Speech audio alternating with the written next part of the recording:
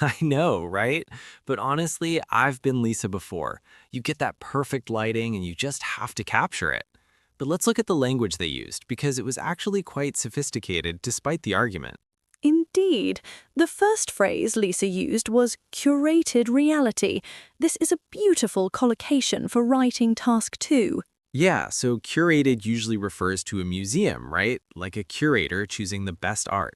Exactly. So when we say curated reality, we mean a version of life that has been carefully selected and edited to look perfect. It implies that the messy or ugly parts of life are hidden. It's a lie, essentially. Right. So if you get a writing prompt about the dangers of Instagram, you can say, users present a curated reality that leads to feelings of inadequacy in others. Perfect. That leads us to the next phrase Tom used, seek validation. This is a big one.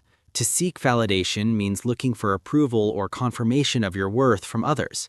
In the scene, Lisa needed likes to feel good about herself. It's quite sad, really.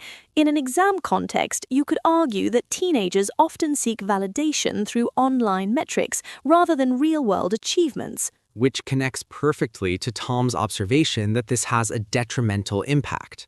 This is a fantastic alternative to saying bad effect.